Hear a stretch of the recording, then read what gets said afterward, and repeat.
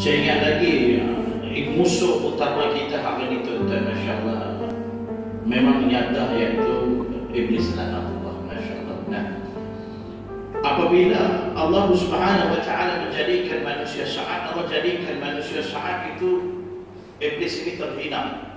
Dia hina, Masya Allah. Bila dia hina ni tuan-tuan, dia bersumpah depan Allah Subhanahu wa Ta'ala. Dia sumpah, kan? Sumpahnya itu pun direkodkan dalam Quran, dalam surah Al-Hijr ayat 39. Nah kan? Qala rabbi bima aghwaytani la uzayyinanna lahum fil ardi wa la ughwiyannahum ajma'in. Berkata ya Iblis, wahai Tuhanku, oleh kerana Engkau telah memutuskan aku sesat, maka aku pasti akan jadikan maksud ini nampak indah. Itu satu hal, dan aku pasti akan menyesatkan mereka. Ini sumpah dia, Masya Allah. Jadi Allah Subhanahu wa Ta'ala jawab balik apa yang disumpah oleh Iblis itu. Allah jawab balik dalam surah Al-Hijr ayat 41. Inna ibadi laisa laka alaihim sultanun illa man ittaba'aka minal ghawin. Kamu Iblis tak ada kuasa ke atas hamba-hambaku. Ini Allah bagi satu hujah yang cukup confident. Kamu ini tak ada kuasa ke atas hamba-hambaku, Allah sebut. Illa man ittaba'aka minal ghawin, melainkan mereka yang sesat. Masya Allah. Jadi bila kita mencari kesesatan, tuan-tuan, Masya Allah, bila kita buat kesesatan itu, kita akan rasa macam kita di dalam betul. Padahal kita sudah lupa. Ada juga Nabi, ada hadis daripada Nabi yang Nabi kata pada dia, Masya Allah, ramai di antara kami makin lama makin bertambah ilmunya, tetapi makin jauh daripada Allah Subhanahu wa Ta'ala. Sebab itulah hari ini serangan-serangan yang dapat kepada kita ini semua cukup licik. Sehingga kadang-kadang kita guna logik akal, yang betul juga, Masya Allah. Apatah lagi orang-orang di kalangan saya, saudara baru, Masya Allah, saya dalam ada 11 tahun Islam dah, bukan baru lagi kan. Ada juga panggil mu'alaf, Masya Allah. Saya betul tahu lah, tak malam mu'alaf ni kurang-kurang boleh dapat zakat. Tapi tak nak dapat zakat betul, Masya Allah. Apapun institusi zakat terbaik, Masya Allah. Kita jangan memperendahkan institusi zakat, Masya Allah. Nah, cuma saya yang tak diambil, Masya Allah, sebab saya orang kaya. Masya Allah. Nah, jadi itu kita kena faham. Sebab itulah tipuannya banyak ilmu-ilmu yang pecah-pecah supaya kita hidup dalam hidayah Allah Subhanahu wa Ta'ala. Bila kita mencari kesesatan, tuan-tuan, habislah kita, Masya Allah. Habis kita. Jadi si pokok Islam itu kita kena pegang, buat amalkan dalam hidup kita. Masya Allah, tabarakallah. Saya juga teringat tuan-tuan tadi yang Ustaz kata, semua yang Nabi tak buat ni kalau kita buat, Masya Allah. Pernah tak berlaku benda yang Nabi tak buat? Ada yang dilakukan oleh para sahabat dan juga lepas pada sahabat dan semuanya. Ada juga, Masya Allah. Kalau kita tengok, baru saya teringat, Quran kita sendiri itu pun kalau kita tengok, zaman Nabi mana ada letak tanda dan sebagainya? Tidak kan? Ini ada tanda, ada juzuk, ada rukuk, Masya Allah kan? Dia letak rukuk tu bila kita nak, dia nak letak ayat-ayat di mana kita nak sujud tilawah dan sebagainya, Masya Allah.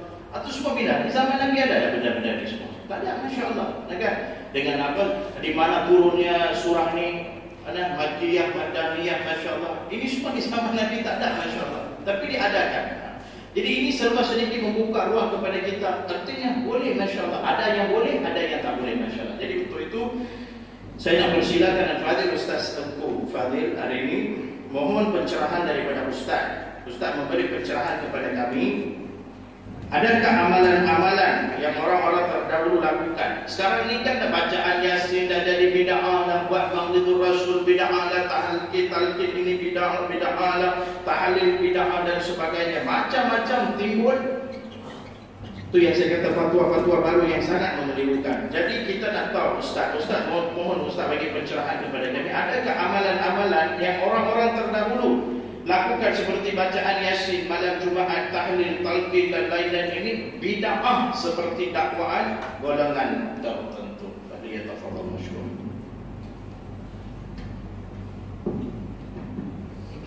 Assalamualaikum warahmatullahi wabarakatuh. Bismillahirrahmanirrahim. Alhamdulillahi rabbil alamin. Wa afdhalus salati wa atammu taslimi ala sayyidina Muhammadin wa ala alihi wa sahbihi ajma'in. Rabbi shrah li sadri wa yassir li amri wahlul 'uqdatam min lisani yafqahu qawli. سبحانك لا علم لنا إلا ما علمتنا إنك أنت العليم الحكيم اللهم أخرجنا من ظلمات الوهم وأكرمنا بنور الفهم وافتح علينا بمعرفة العلم وسهل أخلاقنا بالحلم واجعلنا ممن يستمعون القول فيتبعون أحسنه اللهم آت نفوسنا تقواها وزكها أنت خير من زكاها أنت وليها ومولاها اللهم أرنا الحق حقا وارزقنا اتباعه وأرنا الباطل باطلا وارزقنا اجتنابه اللهم انفعنا بما علمتنا وعلمنا ما ينفعنا وزدنا علما وهدى أما بعد.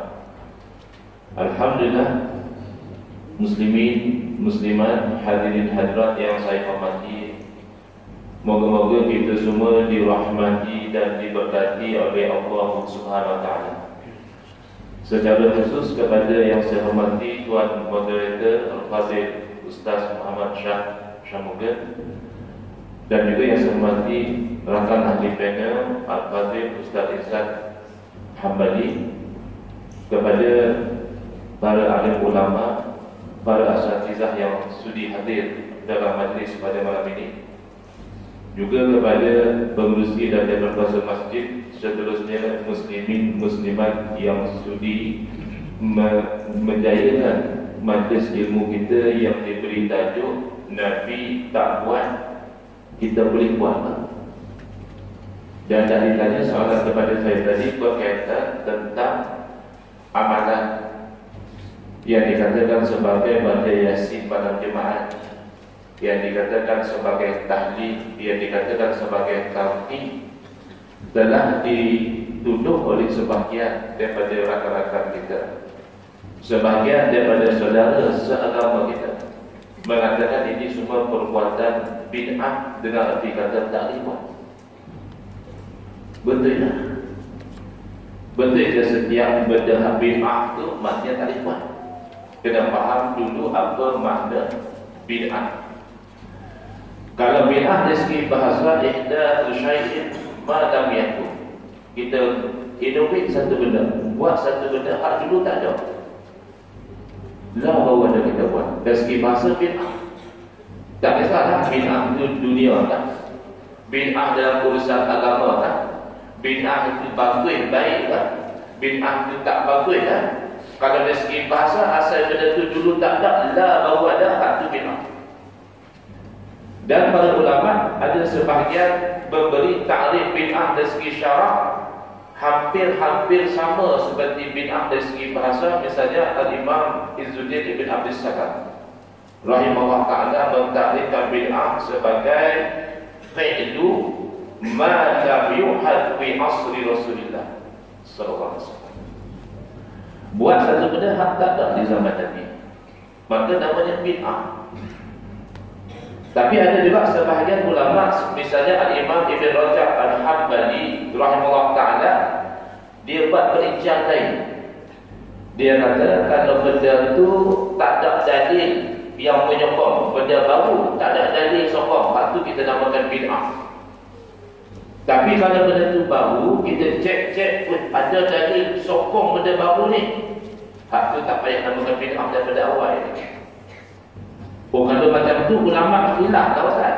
Bukan khilaf, beza cara saja. Natijah sama juga. Natijahnya di kalangan kedua-dua ulama ni, kalau sesuatu perkara yang tak ada zaman Nabi, bila ditimbang dengan neraca syariat, tak bercanggah dengan hukum, maka dikatakan benda itu boleh buat. Cuma di sisi ulama pendekatan yang pertama, dia namakan bid'ah hasanah.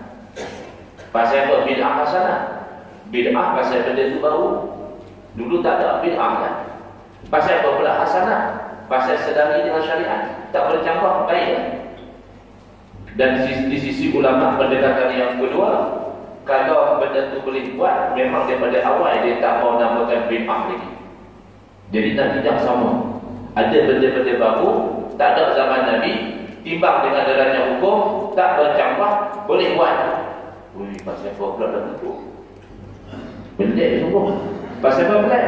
Pasal apa kata Nabi SAW bersabda dalam hadis yang sahih, antara lain Nabi sebut kullu bid'atin dalalah.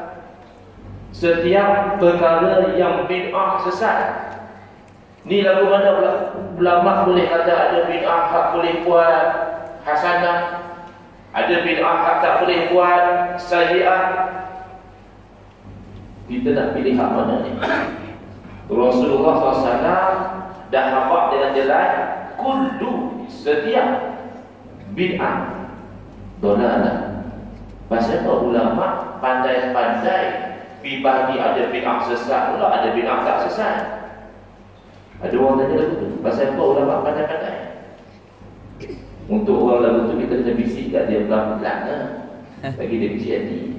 Dah abang kat dia, ulama bukan pandai-pandai, ulama tu pandai. Yang pandai-pandai itu apa? Abang jumpa satu dalil terus keluar fatwa. Apa yang pandai-pandai? Ulama dalam dada mereka tu banyak dalil. Jadi mereka timbang tengok. Sebab tu Imam Nawawi rahimahullah ta'ala dia mensyarahkan Sahih Muslim. Muka macam saya ni, jangan kata nak syarah Sahih Muslim. Sahih Muslim baca tak habis. Imam Nawawi syarah kepada Sahih Muslim. Ada riwayat seumpama itu dalam Sahih Muslim. Kata Imam Nawawi rahimahullah ta'ala, qauluhu sallallahu alaihi wasallam kullu bid'atin dalalah hadza 'am makhsus. Sabda Nabi setiap bid'ah sesat itu adalah lafaz yang 'am umum tapi makna dia khusus. Fal muradu bihi aghlabul bid'ah. Yang dimaksudkan oleh Nabi SAW dengan kalimat tersebut adalah kebanyakan bid'ah, bukan semua bid'ah sesat. Pasal apa ulama kata lagu tu? Pasal dia timbang dengan dalil yang lain. Bukan satu dalil terus kita buat keluar hukum. Dia tengok timbang dengan dalil Al-Quran. Dalam Al-Quran misalnya Allah Ta'ala berfirman, wa rabbaniyat tadi betada'uha ma katabna alaihim illa ibtigha'a ridwanillah fama ra'uha haqqa ri'ayatiha fa ulaika humul fasiqun. Rahbaniyah, cara hidup kepenyertaan, hidup fokus ibadah dia, tak gaduh nak gaduh pergi kerja ibadah, maka hidup lebih kurang ibadah lagi, bina lebih kurang ibadah lagi. Ini namanya rahbaniyah, cara hidup kepenyertaan. Ibtada'uha, mereka yang buat bid'ah. Siapa mereka tu? Ahlul kitab, orang Nasara. Ma katabna alaihim, bukan kami yang tetap lagu tu untuk mereka. Mereka yang mereka sendiri, mereka yang buat bid'ah ni. Fama ra'auha haqqa ri'ayatiha, malangnya lepas daripada mereka jerit dah buat cara hidup kepenyertaan, mereka tidak meraihkan hak-hak. Mereka dah hidup lagu orang lain juga. Bukan seronok hidup kepenyertaan ni, boring. Tak boleh pergi tengok jom sibuk, tak boleh pergi pasar malam, tak boleh pergi fun fair, tak seronok. Jadi lama-kelamaan hak tinggal-tinggal itu dia hidup lagu orang lain juga. Allah kata apa? Faulaika humul fasiqun, orang macam ni orang fasik. Ulama istimewa. Ulama kata, lah ni Allah kritik mereka pasal mereka tinggal cara hidup kepenyertaan. Padahal cara hidup kepenyertaan itu bid'ah. Sepatutnya kalau bid'ah itu semuanya buruk, Allah kritik mereka masa mereka buat. Dan ni Allah kritik mereka masa mereka tinggal. Maknanya hak mereka tinggal itu bagus. Lagu tu kan. Kalau satu orang, dia dulu rajin semain jemaah di masjid ni, tak nak tinggal. Bila bisnes dia maju, dia sibuk, jemaah tertinggal, Jumaat pun tak pergi, mayang pun tak. Orang macam tu kita puji ke kita keji? Kita puji ke kita keji dia? Keji lah, pasal hak dia tinggal di bagus. Tapi kalau dia dulu ni kaki minum alkohol, kaki judi, kaki pukul, balik pada haji umrah, dia jadi bagus dah, tak berjudi, tak minum alkohol, tak sampai orang dah. Hak ni kita puji kan kita keji? Kita puji. Pasal hak dia tinggal itu benda tak bagus. Lah ni Allah keji orang-orang Nasara bila mereka tinggal bid'ah mereka. Maka ulama istinbat bahawa pokoknya ada juga bid'ah ni bagus. Pasal apa jadi bagus? Pasal pada zaman tu kalau mereka tak hidup macam tu, mereka tersepit. Ada pemerintah zaman tu buat maksiat. Jadi adalah sekumpulan pengikut Nabi Isa AS yang masih patuh pada ajaran Nabi Isa binasihat. Al-amru bil ma'ruf wa nahyu 'anil munkar. Bukan lantak dia tak mau dengar, dia pergi bunuh. Hak main nasihat, bunuh. Jadi hak mana selamat, dia kata jenuhlah kita. Kita hidup dalam masyarakat, tak pergi tegak mereka. Kita macam bersubahat, rela. Rosaklah agama kita. Kalau kita pergi tegak, mereka berikhlas kepada kita. Habislah nyawa kita. Agama Allah suruh jaga. Nyawa Allah suruh jaga. Macam mana nak buat? Hidup jauh. Hidup tepi bukit lah, hidup di bawah gunung lah, hidup tepi hutan lah. Kita fokus kerja ibadah kita. Maka perbuatan mereka itu baik. Walaupun benda itu bid'ah, maka ulama faham di situ. Dan sabda Nabi SAW, "Man sanna bil Islam sunnatan hasanatan." Barang siapa yang mengadakan dalam Islam itu satu sunnah yang baik, fa'umila biha, lepas tu orang dia beramal dengan dia, falahu ajruha wa ajru man amila biha. Maka dia dapat pahala perbuatan baik itu dan orang yang tipu dia. Oh, jadi kalau itu kata ulama, kalau orang tu buat benda itu bagus, maka itu diberi pahala. Maka itu ada bid'ah ke sana. Yang benar, mereka tak faham dulu dalam bahasa Arab. Hadis Nabi ini datang dalam bahasa Arab, kena difaham dengan uslub bahasa Arab. Kullu memang kalau kita terjemah maknanya setiap. Tetapi adakah kullu itu memang bermakna setiap? Ataupun kullu ada kalanya bermakna sebahagian? Sebenarnya kata para ulama, kullu banyak bermakna sebahagian. Ma min amin illa waqad khussisa. Jarang-jarang kita jumpa satu kalimah yang umum, kecuali sekali kita tengok dah disempitkan maknanya. Jadi kullu itu kerap kali bermakna sebahagian. Misal firman Allah Ta'ala, tudammiru kulla syai'in bi amri rabbiha. Tudammiru apa makna dia? Membinasakan. Siapa yang membinasakan? Banjir. Banjir besar zaman Nabi Nuh membinasakan. Apa yang dibinasakan? Kulla syai'in, setiap sesuatu. Pasal apa? Bi amri rabbiha, Tuhan suruhlah. Engkau kata Nabi Nuh alaihi salam, Tuhan suruh ayat ini bagi binasa dia. Kulla syai'in. Jadi seolah-olah zahir daripada ayat Quran itu, lepas banjir besar zaman Nabi Nuh, tak ada apa binasa habis. Gunung ganang, bukit, bukau, langit, bumi, binasa habislah. Kulla syai'in. Tapi di hujung ayat saja Allah sambung, fa asbahu la yura illa masakinahum. Maka jadilah kaum Nabi Nuh lepas daripada banjir besar itu tak nampak dah. Habis hanyut dia. Illa masakinuhum, kecuali tempat tinggal mereka tidak boleh nampak. Oh, kalau dah betul tempat tinggal mereka taklah binasa, boleh nampak lagi. Bukan tempat tinggal mereka saja, bukit bukau gunung ganang tak binasa, langit bumi jelas tak binasa. Maka kullu di situ bermakna sebahagian ataupun kebanyakan.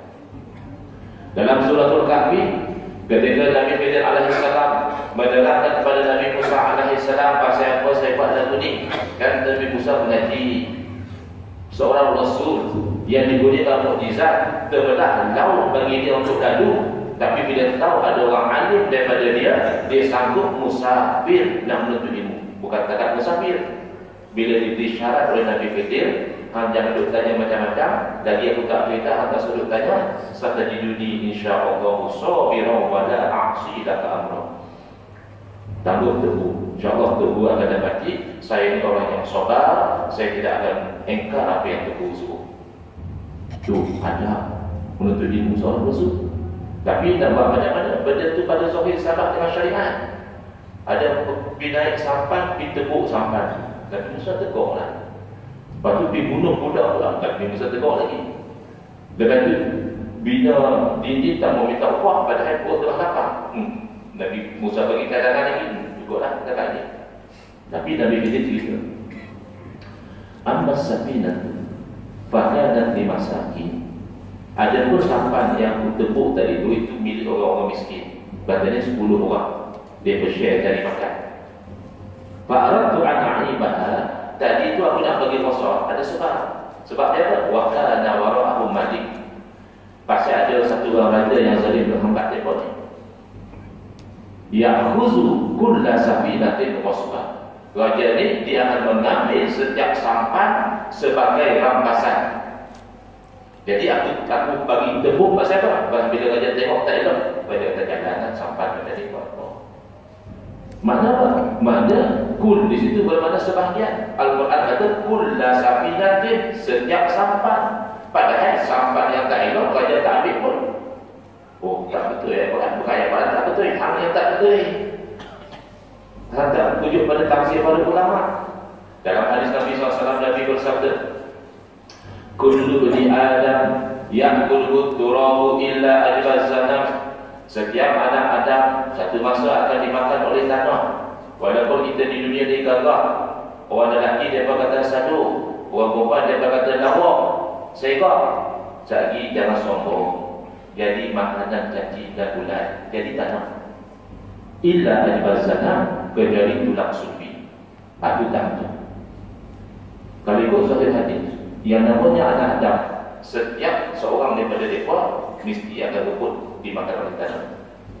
Tapi ada dalil-dalil lain menunjukkan bahawa jasad para nabi tidak dimakan oleh tanah. Jasad para syuhada tidak dimakan oleh tanah. Kadang-kadang jelas dia bukan nabi. Dengar kata dia mati syahid pun tak tahu kata dia mati syahid. Tapi bila nak hadis jenazah pasal nampak jadah apa, ada 2-3 jenazah elok pada ada 20-30 tahun dah mati.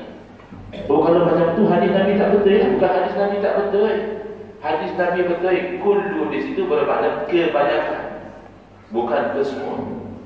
Maka demikianlah ulama memahami hadis kullu bid'atin dhalalah dengan makna sebahagian, bukan semua, sebagaimana yang ditetapkan oleh salah seorang daripada ulama salaf. Ni pelada rumah ikut kedah ni, kami mengikut salafi. Bagus kalau mengikut salafi. Salafi maknanya adalah pengikut salaf. Yang tak bagus, hang mengaku salafi, pengikut salaf. Bila ulama salaf buat satu ketetapan, hang tak mau ikut. Hak tu orang tak panggil salafi, hak tu orang panggil salafi. Hang pergi lain. Imam Muhammad bin Idris Asy-Syafi'i rahimahullah ta'ala, kita sebut Imam Syafi'i, dia ulama salaf. Dia generasi tabi'in, maknanya pernah mengaji dengan anak murid kepada orang yang pernah mengaji dengan Nabi SAW. Itu dia tabi'in. Apa kata Imam Syafi'i? Kata Imam Syafi'i rahimahullah ta'ala, al-bid'atu bid'atan. Benda bid'ah ni dua jenis. Mahmudatun, satu jenis terpuji, bagus. Wa mazmumah, satu jenis lagi terkeji, itu tak bagus. Imam Syafi'i apa ada betul? Awak Imam Syafi'i tolak hadis Nabi kan? Ya. Imam Syafi'i mengamalkan keseluruhan hadis dan juga ayat Quran. Habis mana satu hak bagus? Mana satu hak tak bagus? Kata Imam Syafi'i rahimahullah ta'ala, fama wafaqa sunnata fahuwa mahmud. Mana satu perkara yang selari dengan sunnah, maka itu terpuji, itu bagus. Sunnah kenapa? Dalam ajaran Nabi, ada video ajar itu sunnah. Wa ma qala faham fahuwa mazmum. Dan mana perkara yang berjarak dengan sunnah, maka itu terpuji, itu tak boleh, itu tak bagus. Imam Syafi'i apa lagu tu, sekalian ulama lain ikut apa yang Imam Syafi'i kata. Tak ada yang bangkang. Termasuk Al-Imam Ibn Taymiyah. Imam Ibn Taymiyah ni kan jadi idola pada golongan ni. Fatwa-fatwa dia jadi ikutan. Pasal apa dalam bab ni apa berjamaah tak? Imam Ibn Taymiyah penting kata-kata Imam Syafi'i rahimahullah ta'ala dalam kitab dia Majmu' Fatawa. Pasal apa berjamaah tak? Oh, pasal tak sesuai dengan selera apa nak bid'ah sesat semua. Baik, kalau apa nak bid'ah sesat semua, sesat apa kita ni? Ni buat forum perdana macam ada kat zaman Nabi. Tak ada. Bagi berjamaah sangkut mikrofon atas 5 macam ni. Ada riwayat atas sahabat buat macam ni. Tak ada. Kalau kita duduk hentam mereka dah duduk, dia akan jawab macam ni.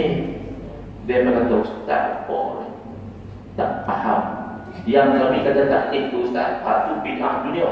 Maaf, yang kami kata taklid tu itu bid'ah agama. Macam buat taklid, macam buat tahlil, macam baca Yasin malam Jumaat, macam selawat tarawih, itu yang kami bakar. Ustaz sebut pakai mikrofon lah, buat forum perdana lah, itu semua bid'ah dunia, tak apa. Itu bagi dia. Dia pun tak sedang tu. Bila kita kata, oi, hang kata semua bid'ah sesat, hang naik kereta sesat lah, mana ada Nabi naik kereta? Dia akan jawab tu betul. Ya, apa ni Ustaz? Naik kereta tu benda dunia Ustaz, benda dunia tak ada masalah. Dia sedar tak? Bila dia katakan betul, bermakna dia dah setuju dengan kita, dia dah setuju dengan para ulama bahawa hadis kullu bid'atin dhalalah tidak lagi umum. Hadis tu khusus untuk bid'ah tertentu saja. Jadi beza antara kita dengan mereka sikit je pun boleh selesai. Dia pun kata sebahagian bid'ah sesat, sebahagian tak. Kita kata ada betul juga. Cuma kayu kok saja tak sama. Kayu kok yang kita pakai, kita ambil pada Imam Syafi'i. Kalau bid'ah itu selari dengan syariat, boleh. Bercanggah dengan syariat, tak boleh. Dia pun ada kayu kok hak baru. Dia kata dah ada. Hak Imam Syafi'i hak tak betul. Hak betul macam kami habaq ni. Bid'ah pada perkara dunia, naik kereta, buat karpet dalam masjid, naik kapal terbang, hak tu tak ada masalah. Komputer, internet, Facebook, hak tu semua okey. Sebab bid'ah dunia. Tapi kalau bid'ah agama, hak tu haram. Baik, ini kita saling. Rupanya beza antara kami dengan hamba ni, beza kayu kok saja. Hang pun kata bukan semua bid'ah sesat, ada bid'ah yang tak sesat. Kami pun kata benda yang sama, cuma kayu kok saja berbeza. Dan kita boleh selesai. Nombor satu, hang kata kalau bid'ah dunia tak ada masalah. Yang masalah kalau agama. La Islam main nak tadbir agama saja atau nak tadbir dunia sekali. Dalam bab fiqh, bab ibadat, baiklah satu agama. Bab mudakahat nikah kahwin bukan bab dunia. Pasal apa ada sah batal? Pasal apa ada halal haram? Bab muamalat, jual beli, sewa menyewa, ada bukan bab dunia. Pasal apa ada benda yang sah, ada yang batal, ada halal, ada haram. Bab jenayah, nak bagi orang tu kalau buat salah nak bukti lagu mana, dah terbukti salah nak hukum lagu mana, itu bab dunia. Pasal apa Islam tetap juga. Maknanya Islam datang bukan untuk tadbir agama saja, dunia juga ditadbir oleh Islam.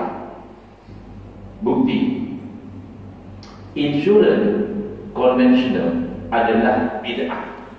Zaman Nabi tak ada orang amalkan insurans. Bukan takat insurans konvensional, takaful itu pun bid'ah. Buat mana satu riwayat sahabat Nabi jadi ejen takaful? Atau ada sahabat Nabi buka syarikat takaful? Tak ada, bid'ah. Jadi orang yang buat kajian tentang insurans, insya-Allah tak akan lari daripada 300-400 tahun baru ada manusia di innovate insurans. Maka insurans ini bid'ah. Bid'ah dunia atau bid'ah agama? Bid'ah dunia saja. Insurans ni risk management. Kalau berlaku satu benda, adalah duit dibayar oleh syarikat insurans. Pasal kita dah beli polisi tu, tawarih. Kalau kita sakit, insurans bayar. Kalau kita accident, insurans bayar. Kalau orang tu berniaga, dia ambil insurans, barang hilang dalam perjalanan, insurans bayar. Pasal apa pada tu? Nak tahu lah daripada pergi tu kan. Itu agama atau dunia? Dunia. Bid'ah ya bid'ah, tapi bid'ah dunia. Kalau ikut teori apa? Pada kata bid'ah dunia, buat pi antum a'lamu bi umuri dunia pun, tapi bersabda apa lebih tahu tentang urusan dunia apa? Betul ke maksud hadis Nabi itu macam tu? Asal dunia boleh buat? Tak boleh. Bukti ulama seluruh dunia bincang apa hukum insurans konvensional. Patut kalau dah memang bid'ah dunia, dia tak nak pada bincang lagi. Dia buat istimewa, dia buat muzakarah, dia buat tentang dia. Akhirnya hampir semua ulama mengatakan insurans konvensional hukumnya haram. Pasal apa haram? Bid'ah dunia tu. Pasal kata para ulama, dalam insurans konvensional ada unsur-unsur yang bercampur dengan syariat. sedikit macam ikut Imam Syafi'i. Imam Syafi'i kata wa in khalafaha, kalau bercanggah dengan sunnah ajaran Nabi, bahawa mazmum itu bid'ah terkecil walaupun dunia. Satu. Yang kedua, kayu ukok ni kita nak pakai biar dia konsisten. Konsisten apa dah kata apa? Kemai. Dia tak berganjak lah, baru boleh jadi kayu ukok. Kalau sat dah bunyi tu nak buat apa? Saya ada semumpin gula. Lah ni ada anak penimbang. Saya buah atas anak penimbang, dia baca 1 kilo. Saya angkat, saya letak balik, dia baca 3 kilo. Macam mana lagu ni? Saya letak balik kali tu dia 5 kilo. Tahu buah lah. Anak penimbang tu kosong. Pasal dia tak konsisten. Lah ni kayu buat Imam Syafi'i yang konsisten ke kayu buat hampa? Kalau kayu buat hampa yang konsisten, kami ikut. Kalau kayu buat Imam Syafi'i yang konsisten, kita pakai ikut Imam Syafi'i. Nak tahu konsisten tak konsisten, kena test kan? Tak test mana kita tahu. Baik, kita ambil satu bid'ah dunia, kita test. Kita ambil satu bid'ah dalam agama, kita test. Saya ambil bid'ah dunia yang mudah kita faham. Ni yang abang kita depan ni, irakan video ni. Ada dalil tak abang rakam video? Tak ada abang. Bid'ah. Zaman Nabi mana ada orang rakam video? Alat nak rakam video pun tak ada zaman tu. Tapi bid'ah dunia saja kan? Bukan ibadah. Ini bid'ah dunia saja. Okey, kita ambil satu contoh. Lalu kita ambil pula contoh ibadah. Tapi tak boleh ambil ibadah yang khusus. Mereka kena tak faham. Duk lagi tanya soalan-soalan, kalau istilah bahasa Ustaz Ekat, dia kata soalan bodoh. Saya tak terlamak nak kata bodoh, tapi soalan tak apa cerdik kan. Dia duk tanya, dia kata, oh kalau boleh buat benda baru Ustaz, kita buat sembahyang subuh 4 rakaat ada guna. Sembahyang subuh 4 rakaat, hang kata haram, aku pun kata haram. Pasal sembahyang subuh ni, dia ni ibadah yang telah ditetapkan oleh syarak, bilangan dia, waktu dia, kaifiat dia. Hak tu tak diubah. Hak tu kita sepakat pasal apa? Nabi masuk campur lagi. Hang kata haram sembahyang subuh 4 rakaat, kami berkata haram sebab khalafas sunnah, menyalahi dengan ajaran Nabi. Ni kita nak ambil zikir Allah suruh. Nak banyak mana? Allah tak tetapkan. Nak zikir di mana? Allah tak tetapkan. Nak zikir waktu bila? Allah tak tetapkan. Nak zikir ramai-ramai kosong-kosong? Allah tak tetapkan. Hak ni kita nak ambil sebagai contoh. Zikir, selawat, baca Quran, doa, ini semua ibadah. Tapi ghairu mahdhah, tidak diikat dengan sesuatu. Baik, lah kita ambil doa. Pasal apa doa kita dikecoh? Doa akhir tahun. Ada buat tak di kedai? Ada setengah buat, mungkin setengah tak buat. Tak apalah. Tapi yang masalahnya dia pergi marah. Dia kata buat doa akhir tahun ni. Doa ni ibadah apa tahu? Nabi pun tak pernah buat. Hampa buat ni haram. Dalam ibadah kalau Nabi tak buat haram, hampa buat. Baik. Jadi doa ibadah, kata kawan-kawan kita, kalau Nabi tak buat, kita tak boleh buat. Kita dah sudah ada 2 contoh. Satu dunia, satu ibadah. Baik, apa hukum benda yang dibuat oleh abang kita ni? Dia rakam video, satu bid'ah. Kata lepas ni rakaman dia masuk dalam CD, 2 bid'ah. Lepas tu CD tu dijual pula online. Mana ada orang berniaga online zaman Nabi? 3 bid'ah. Lah hukum.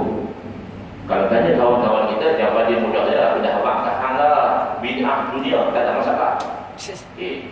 Kalau tanya kita, hak ikut Imam Syafi'i ni, kita kata tak ada masalah. Tak bercampur dengan syarak pun. Bercampur dengan syarak kan? Oh, tak bercampur pelik kan? Baik, kalau kita kalik sikit, bukan abang ni lah, orang lain. Orang lain, dia ambil perakam video dia pergi rakam aksi lucah. Ada orang buat benda tetap sebelum dia pergi rakam. Satu bid'ah dia buat. Mana ada orang rakam lucah zaman Nabi? Yang kedua, dia masuk rakaman lucah dalam CD, 2 bid'ah. Yang ketiga, CD lucah dia jual online, 3 bid'ah. Ketiga-tiga bid'ah ni adalah bid'ah dunia. Lah apa nak kata apa? Okey lah hasanah pasal bid'ah dunia. InsyaAllah kalau hamba masih boleh berfikir dengan center, apa tak terlamak nak kata ini bid'ah yang okey, pasal memang tak okey. Maknanya kayu ikut apa yang tak bersistem. Kalau ikut kayu ikut kami, masih okey. Memang itu bid'ah dunia, tapi bercanggah dengan syariat. Khalafah wa huwa masmuh, maka bid'ah sedemikian adalah terkecil. La ambil doa. Doa, hampa kata ibadah, kami setuju. Hampa kata doa itu ibadah, kami pun kata doa ibadah. Pasal apa? Pasal tak lain tak bukan Nabi SAW sendiri bagi dia pernah bersabda, ad-du'a huwal ibadah. Doa kata Nabi, dia adalah ibadah. Jadi tak ada khilaf. Hak itu kita setuju. Cuma hak kita jadi tak berpegang tu, hampa kata oleh kerana doa itu ibadah. Kalau Nabi tak buat, haram kita buat. Sedangkan Nabi kata, walaupun doa itu ibadah, selagi mana tak bercakap dengan syarak, walaupun Nabi tak buat, tak haram. Dan amal satu detik doa kita dah buat tahun kita tak jelas. Dia kata tak boleh, kita kata apa masalahnya. Dan tetapi adalah yang senang. Minta apa jawab dengan terang. Ada tak Nabi SAW pernah berdoa dalam bahasa Melayu? Bawa macam tu riwayat. Doa pun tak ada. Tak ada. Maknanya berdoa dalam bahasa Melayu buat benda baru dalam ibadah. Sebab doa itu ibadah. Ada tak Nabi SAW pernah berdoa minta anak-anak bagi dia berjaya dalam SPM? Dah ustaz ni SPM pun tak ada zaman tu nak doa apa? Maknanya berdoa minta anak berjaya SPM itu bid'ah, benda baru dalam ibadah. Sekarang ikut apa nak kata apa? Sesat. Satu orang berdoa, ya Allah, aku bagilah anak saya berjaya dapat semua I dalam SPM. Bid'ah dolalah sebab hang buat benda yang Nabi tak buat dalam ibadah. Doa buat ibadah. Kalau ikut apa, aku kena kata betul. Maknanya ikut apa tu yang tak betul. Kalau ikut kami masih konsisten lagi, betul doa itu ibadah. Tetapi berdoa dalam bahasa Melayu, walaupun Nabi tak buat, tak bercanggah dengan syariat. Allah berfirman, ud'uni astajib lakum. Berdoa pada aku perkenankan. Allah tak kata ud'uni bil lughil arabiyyah. Minta pada saya dengan bahasa Arab. Dan bahasa apa pun kamu minta, aku bagilah. Jadi dah dua dah kita test, nampaknya kayu buah apa tak betul. Yang lebih penting lagi nak buat dengan sunnah Nabi. Sebab itu kita sepakat. Apa kata kena ikut sunnah? Kami setuju kena ikut sunnah. Dan macam mana sunnah Nabi? Macam mana cara Nabi SAW mendepani perkara bid'ah, perkara baru? Dulu tak ada, baru ada. Adakah Nabi tengok benda dunia dan kata dunia tak apa, buat pi? Nabi tengok benda agama, Nabi terus larang. Atau Nabi tengok benda itu agama atau dunia, Nabi hukum dulu. Selagi akan bercanggah dengan syariat, selagi Nabi kata boleh buat, bercanggah Nabi larang. Kita dapati Nabi SAW guna kayu ukur selari atau bercanggah dengan syariat sama macam kayu ukur Imam Syafi'i rahimahullah ta'ala. Bukan Nabi SAW ikut Imam Syafi'i, tetapi Imam Syafi'i yang faham sunnah Nabi. Dalil di zaman Nabi SAW ada satu orang tuan imam buat bid'ah di dalam ibadah, iaitu mengekali membaca Qul huwallahu ahad, surah Al-Ikhlas pada setiap rakaat sembahyang. Contoh, dia jadi imam saat lagi sembahyang Isya, dia baca Fatihah sampai selesai, dia baca Qul huwallahu ahad sampai habis, barulah dia baca surah misalnya Wadduha, dan dia rokok. Rakaat kedua dia baca Fatihah lagi, lepas Fatihah Qul huwallahu lagi sekali. Lepas kuwafak, barulah dia baca surah misalnya Alam Nashrah, barulah dia rokok. Cuba baca tengok. Nombor satu, benda ni Nabi tak buat. Nombor dua, benda ni Nabi tak suruh. Nombor tiga, makmum tak berkenan. Makmum tak suka. Jadi makmum hantar wakil di komplain. Jadilah kalau tuan imam masjid ni kena komplain dengan makmum, tak usah kecil hati sangat. Tu imam zaman Nabi kena komplain. Dia berkata, imam pasal pada betul. Ni saya terjemah lah, dia cakap lah. Pasal pada itu dah buat. Tuan imam kalau nak semayang, nak baca pokok saja, tak payah baca surah. Kalau tuan imam memang nak baca surah, tak payah baca pokok. Ni tuan imam pokok pun baca, surah pun baca, tinuklah kami macam ni. Lebih kuranglah maksudnya. Jadi kata tuan imam lagu ni lah, kenapa nak aku jadi imam? Memang dah betul aku semayang.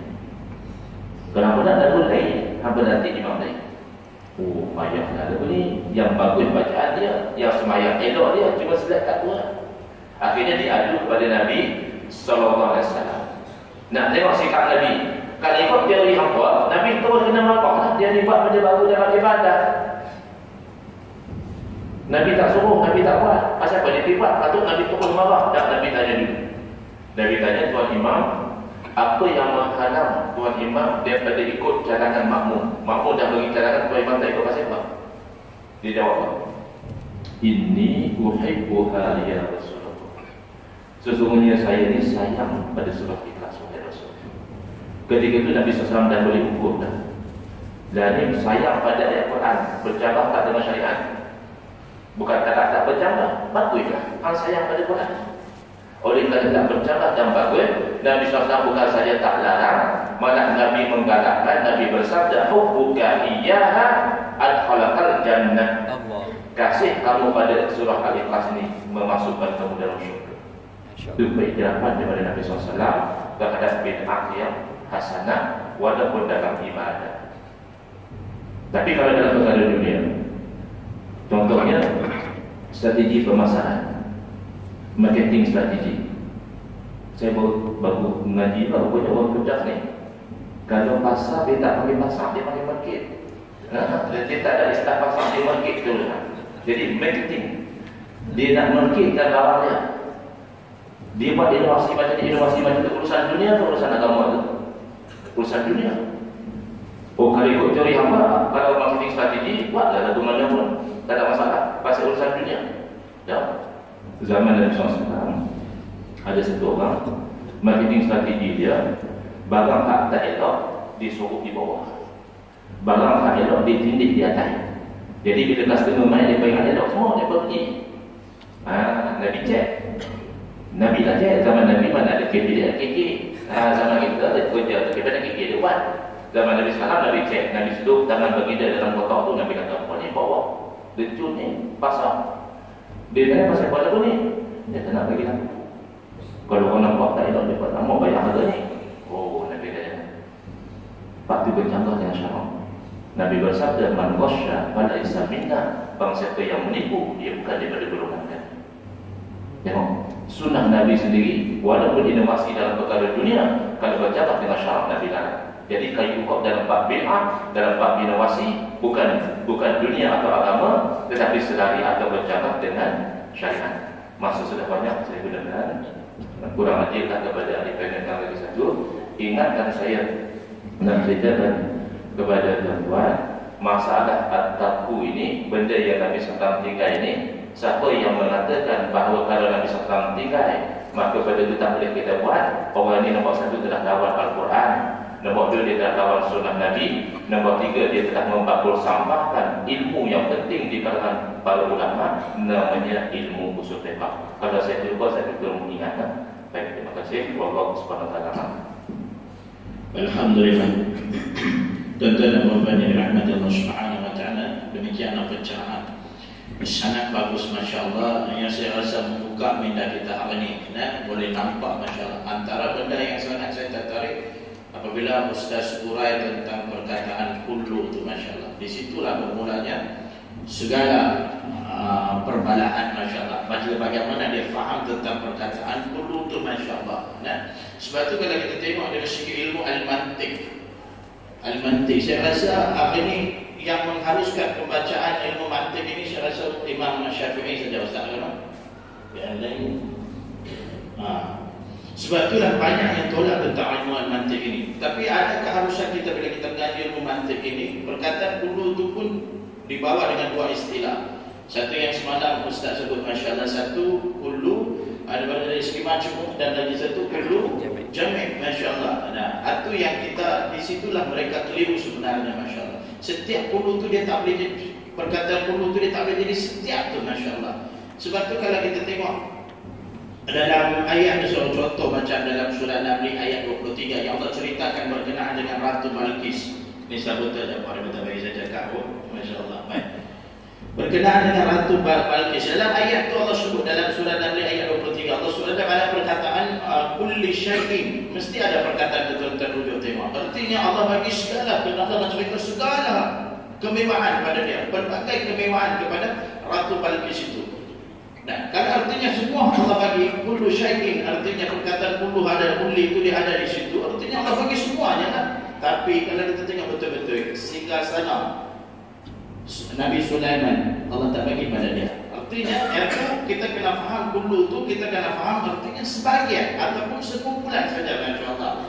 Nah, begitu Begitu juga dalam surah Al-Anbiya ayat 30 yang Allah sebut apa dia, dan kami jadikan setiap satu yang hidup itu daripada air. Kullu syai'in hayy, iaitu kami jadikan daripada air. Betulkah semuanya dijadikan daripada air? Ada juga daripada tanah, ada juga daripada api dan sebagainya, masya-Allah. Itu pemahaman tentang ayat kullu itu, masya-Allah.